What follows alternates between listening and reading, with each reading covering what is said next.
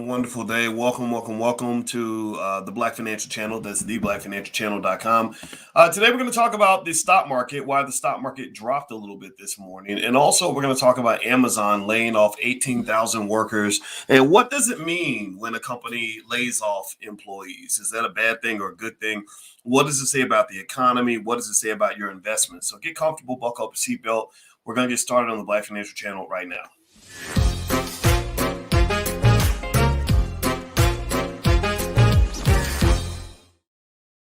Welcome, everybody, to the Black Financial Channel. That's theblackfinancialchannel.com. My name is Dr. Boyce Watkins. I am your friendly neighborhood finance professor. On the Black Financial Channel, we talk about Black wealth and Black economics every single day, sometimes as much as 10 times a day. And the condition is that we are Black first. Black first means that we put our community at the top of our priority list. The racial wealth gap is something that requires all of our attention. In order for Black wealth to be built, we have to focus on Black people, and I do not apologize for that. So I hope that's okay. Give me a B1 in the chat if you agree, if that philosophy makes sense to you. Give me a B1 also if you're educating your kids. Give me a B1 also if you are buying stock consistently, which I highly recommend that everybody do because the stock market is one of the great keys to wealth. Now, I want to say good morning to everybody. Shout out to your city if you'd like to. Rashad Boyd, how you doing out of Baltimore? Hey, Erlene, how are you? Dirty Work 937, I see you. Von Wayne and Jameer and Noble, Annette Wilson, Strom, Wanna-Death, Pogson. That's Wanna-Death. Wow. Win-a-Death. Is that right? Did I say that right? Win-a-Death? Rosemary, beautiful name, by the way. Rosemary and Terrence and everybody on Instagram, what's going on? All right, so let me jump right into it so we don't waste too much of your time. I want to talk to you a little bit about a couple of things. And then at the end, I'm going to point out a stock that I'm going to actually buy, that I bought some shares of today, and I'm going to buy some more shares of. So hang out to the end of the video, and I will tell you a stock that I actually am personally investing in that I believe has tremendous potential based on my research. So today, the stock market, it looked like, at least in the beginning, based on the initial headlines, that the Dow went down today. Let me see here. It looks like it's down 422 points today. Today is January 5th. That's pretty bad. That's sad, but you've got a lot to work out in this economy, a lot to work out in this market. A lot of weird things are happening. Now, on the good note, companies like I know Coinbase just made a deal with the federal government where they had to pay a fine, and their stock price actually, when I saw it before, it had gone up. And that made me happy because I was tired of watching it go down. But a lot of you that are in the Prime program know that that Coinbase has been a great stock to sell stock options on. So I've been able to generate a lot of cash off of that stock by selling the options. And so anyway, the jobs report came out today. It was pretty good. There was a lot of jobs being created in the economy. So you are in a strong economy. Everybody who thinks that we're in a recession right now, I'd have to debate that with you because all the indicators kind of show that there are lots of jobs being created in the economy. But what's confusing about it is that at the same time, you see that Amazon is laying off 18,000 workers. And this is after they laid off 10,000 workers. Now, I want to put that into context because, Amazon's a big employer. And here's the thing. 18,000 workers sounds like a lot, but I want you to guess in the chat how many total employees Amazon has. Give me just a wild guess of how many employees you think Amazon has. So they laid off 10,000 workers. They're laying off another 18,000 workers. How many employees do y'all think that Amazon has total? And then this will kind of put it into context for you. Go ahead and make a guess. All right. So as you're guessing, I'm going to go ahead and give you the answer so we can get on with this conversation. They have 1.4 million, 1,468,000 employees. So getting rid of 18,000 employees means that they go from 1,468,000 employees to 1,450,000 employees. So that is, and that's what industry looks like. When I talk to you guys about what Black wealth needs to look like, I don't care about some rapper who sold 1 million albums. I don't care about some basketball player who signed $100 million contract and bought his mama a house. All those things are nice and cute, but or some celebrity who built one school. What's really wealth, what's really economic power, what really moves the needle is job creation. Jeff Bezos, because of the way he was raised and trained, he wasn't trained to be a basketball player. He wasn't trained to be a rapper. Jeff Bezos was trained to be an engineer. A lot of you have children that were trained to be that are being trained in STEM. right? How many of you got kids or relatives that are good with science, good with computer science, or going to be engineers one day? Well, let me tell you the difference. This is where the Jeff Bezos has come from. I studied Jeff Bezos his whole life because I believe that if we produce 10,000 Jeff Bezoses in the Black community, then we can actually create more wealth than anyone else. Well, Jeff Bezos was trained to study engineering and science and everything else, just like a lot of your kids are.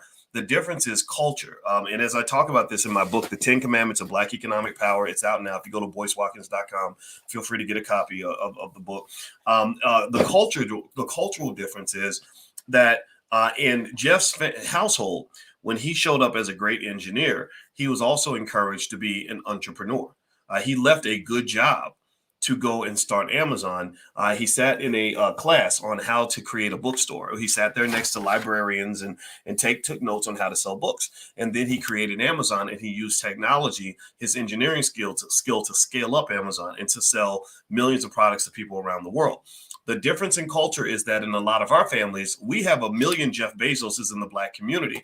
But unfortunately, if they're not using their intelligence to rap or to play basketball or to twerk, a lot of our Jeff Bezoses that become actual engineers are pretty much told to go get a good job.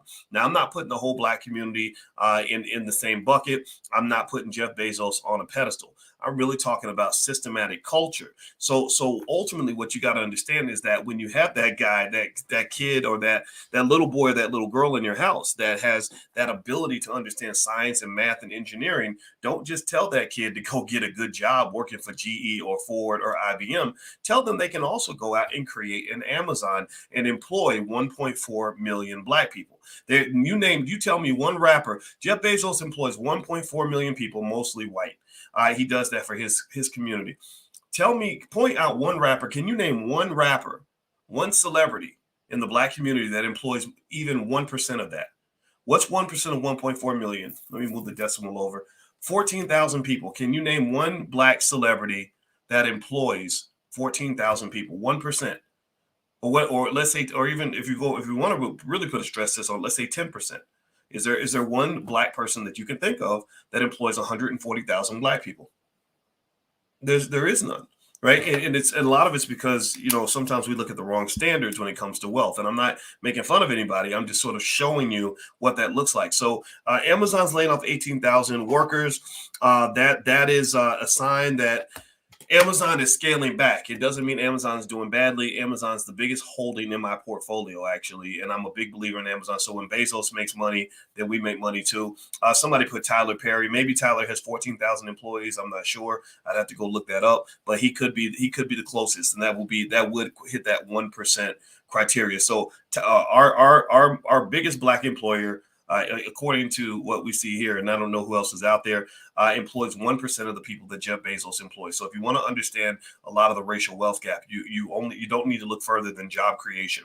Are there companies in the Black community that Black HBCU graduates can go work for when they finish college? Are these HBCU graduates en masse, hundreds of thousands of them, prepared to go out into the world and create the kind of infrastructure and delegation and systems necessary to employ other people? Or are they pretty much trained to be hired guns or to be a soldier in someone else's economic military? Or are they being trained to be generals? I'm training my son to be a general. I'm not training him to be a soldier. I say you be a soldier for as long as you need to, but eventually you got to become a leader where you can actually create prosperity for others and not just for yourself. So do me a favor, please hit the thumbs up button, thumbs up, share, subscribe. I want to remind everybody, if you want to go through, I'm going to do an event on the 13th. It's called a financial slumber party. We decided that we were going to all get together at 11 p.m. Eastern in the middle of the night on Friday night, the 13th, and we're going to go through the curriculum of something I put together called Stock Market Decoded.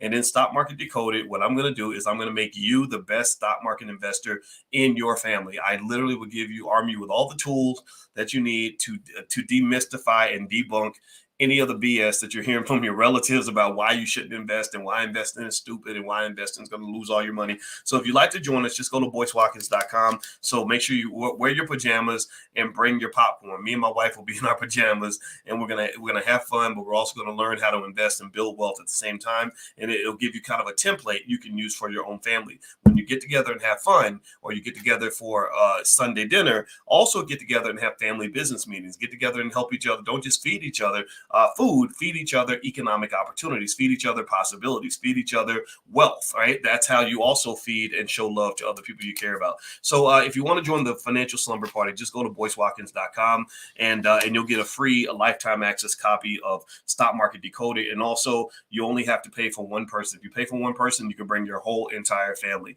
So buy one, get 5 free, or whatever it is you want to do. You can have a watch party at your house, whatever it is you want. All right, guys. So let me keep going here. The jobs report was good. That's why the stock market went down. This is the weird world that you live in where good news is bad news and bad news is good. So basically, the good news is that the economy is strong and humming along. Jobs are being created. The bad news is that means the Fed's going to come through and they're going to keep hacking away at the economy. They're going to keep on increasing interest rates. Every time they increase interest rates, it ends up hurting your stocks. And so ultimately, if you're a believer in the whole buy and hold long-term investing strategy, which has been tried and true for the last 120 years, then that means that as the prices keep dropping, you can keep buying, scooping up cheap stocks, but you're going to have to wait for the money to come back.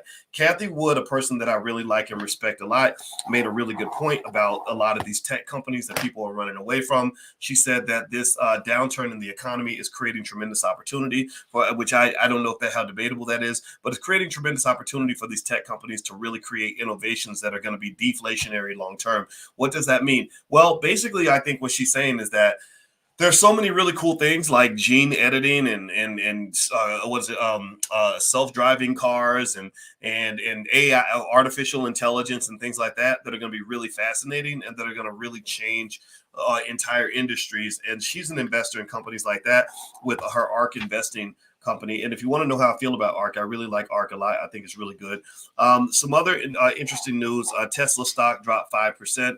And Elon Musk is really getting his butt kicked right now. I know he's talking a lot of smack on Twitter and he owns all these companies and he's always going to be rich. But Elon Musk actually this year became the first person in American history to lose $200 billion in a year. Not American history, world history. There's never been a person in the history of the world that lost $200 billion, even had that much to lose. So Elon Musk's wealth has been bleeding. It's been plummeting. It's pretty ugly. And Tesla stock dropped another 5% today. A lot of the expectations of the stock are just all over the place. And but a lot of people, more people think it's going to go up than down.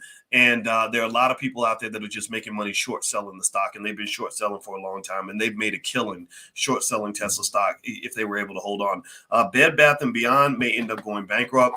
That was a really popular meme stock. It was right there with GameStop and AMC. But Bed Bath & Beyond has pretty much told people that they may not be able to stay in business. They lost, I think, about $380 million this past quarter, which is absolutely insane.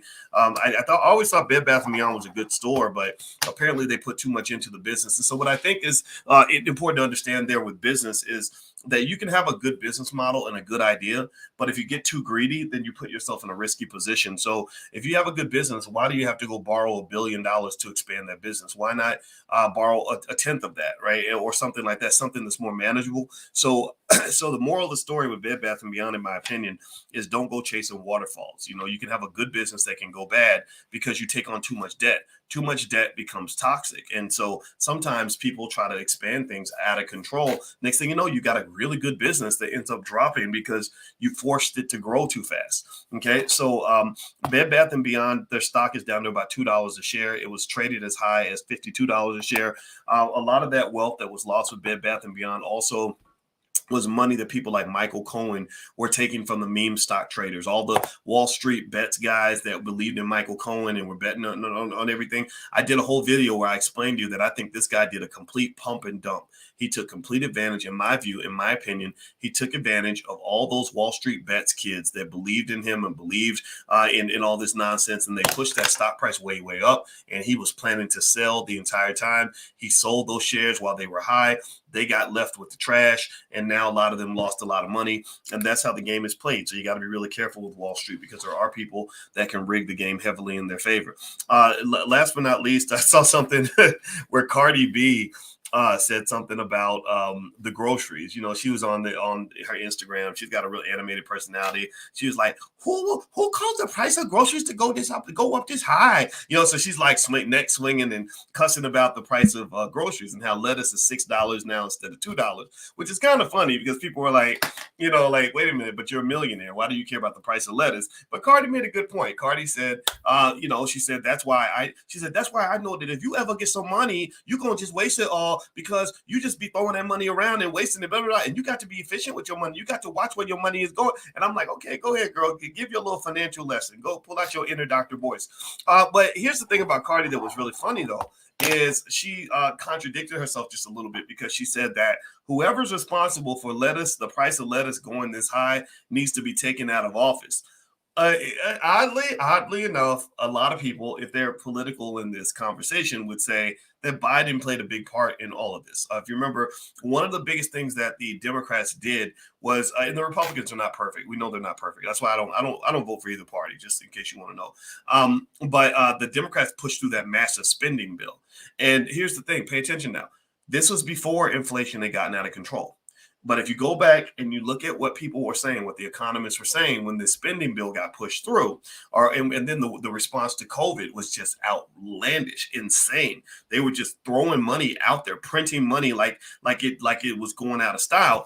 A lot of people were saying, look, if you keep doing this, you're going to have a serious inflation problem. You know, like if you don't fix this, if you don't calm yourself down, you're going to have inflation that is ridiculous and out of control. People are going to go to grocery stores, not be able to afford to buy food. People around the world, some people in some countries, it's beyond not being able to afford food. They just starve to death. They can't get food at all. You know, they can't eat.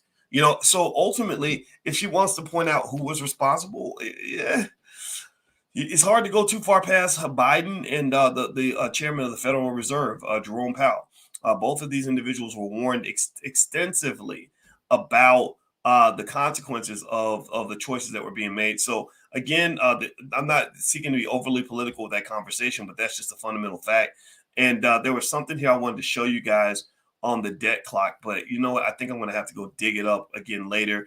But there was literally a statistic on the debt clock. There's this thing called debtclock.org you can go to where you can see the total U.S. government debt. Total national debt is about $31,468,585,000,000 right now. And it's moving up super fast. It's moving up probably about $1 million a minute or something crazy like that. And then there was a point where on this app, they actually had historical comparisons, and I can't find the comparison right now. If I could find it, I would show it to you. But there was a stat that I saw that blew my mind where they were comparing debt to GDP.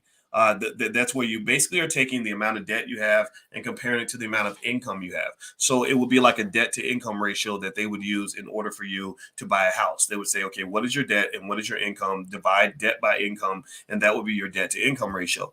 Well, the United States' debt to income ratio, or debt divided by GDP, around World War II was, let's say it was 40% or something like that.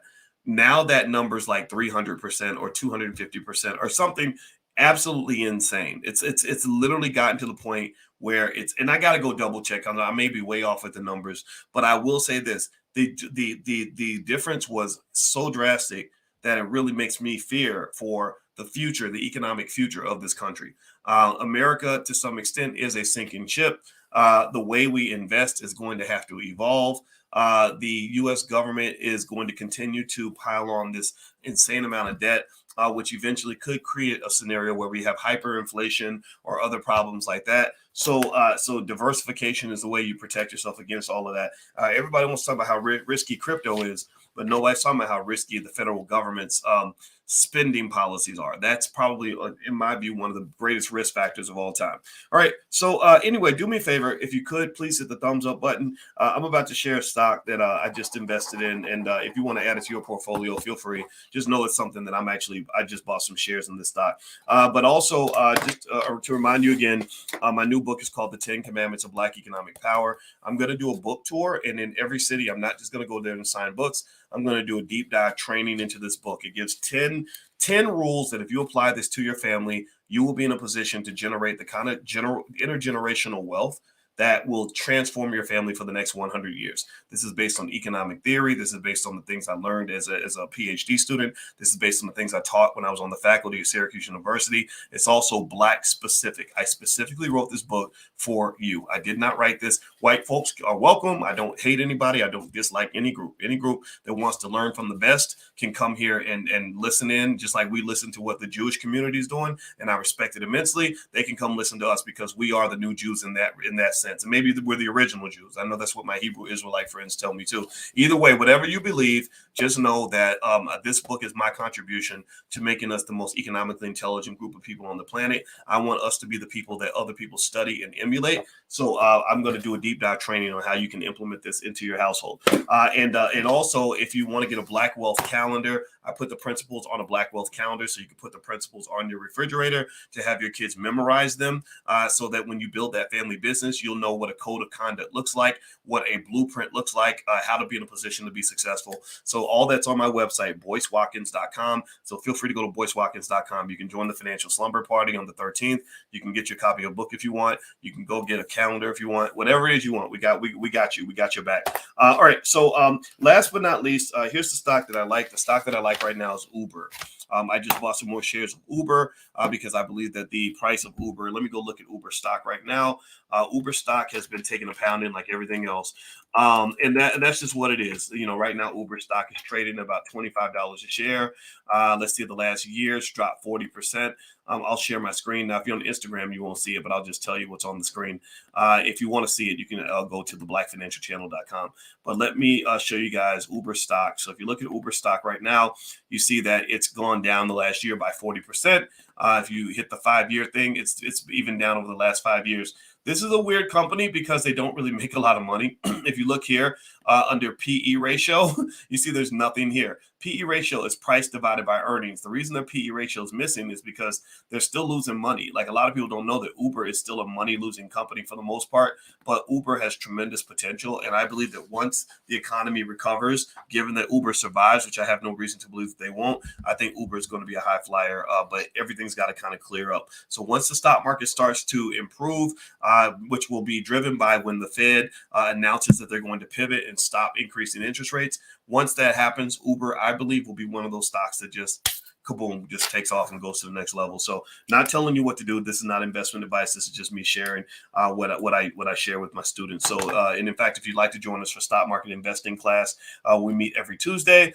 Feel free to go to theblackstockmarketprogram.com and you can take a look. And that's also on my website as well. So anyway, take care, guys. Have a good day. I love you, and I hope you make a ton of money, and I hope your life is better with each passing day. And 2023 belongs to you. Don't forget that, and you just got to have the right attitude. Talk to you guys later. Be good. Peace.